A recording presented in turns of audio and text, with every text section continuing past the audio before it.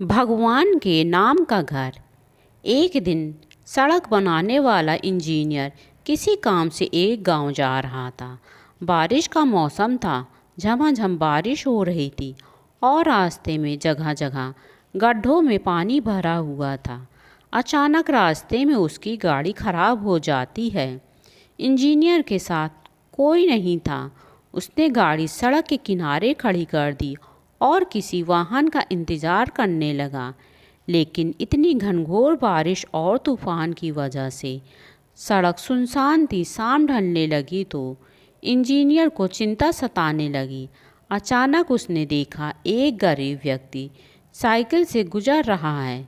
सड़क किनारे अपनी गाड़ी में बैठे बैठे उसने सवार साइकिल वाले को आवाज़ देकर रोका और पूछा कि कहीं कोई गाड़ी का मैकेनिक मिल सकता है क्या।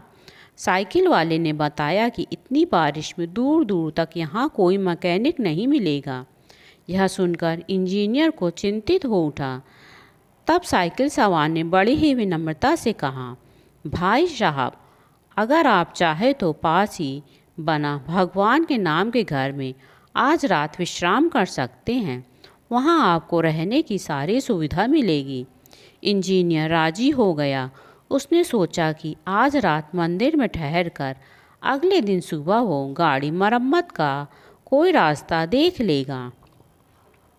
साइकिल सवार ने उसे अपनी साइकिल पर बिठाया और उसे लेकर चल पड़ा।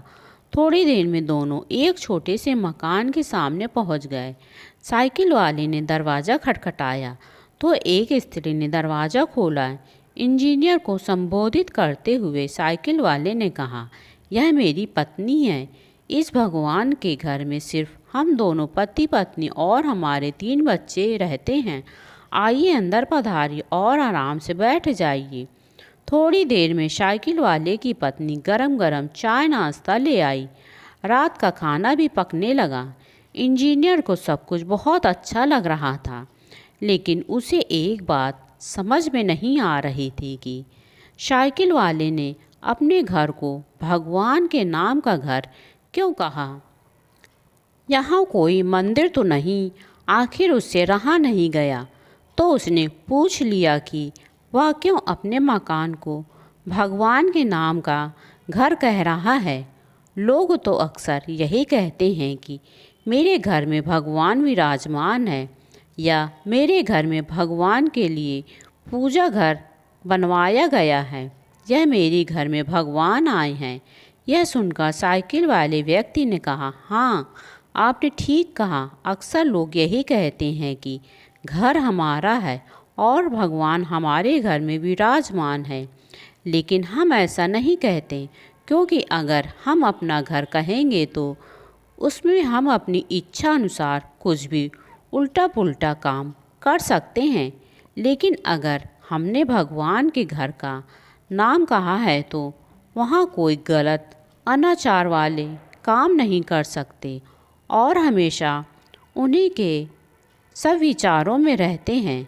जैसे हम मंदिर के अंदर होते हैं और भगवान के घर का नाम इसलिए कहा था कि मेरे बच्चों के नाम भी भगवान के नाम से मैंने रखा है, जैसे कि राधा, नंदलाल, गोपाल, और अपने बच्चों के नाम पर ही मैंने अपने घर को भगवान का नाम दिया है। मज़े की बात यह है कि जैसा कि लोग बोलते हैं कि मृत्यु के बाद हमें भगवान के घर जाना है, तो उस हिसाब से देखा जाए तो हम जीते जी ही भगवान के घर रहने का सुख प्राप्त कर रहे हैं। उस गरीब व्यक्ति के इतने सुंदर विचार से इंजीनियर बहुत प्रभावित हुआ और उसने भी अपने बच्चों के नाम भी भगवान के नाम से रखा और अपने घर को भगवान के नाम का घर बना लिया।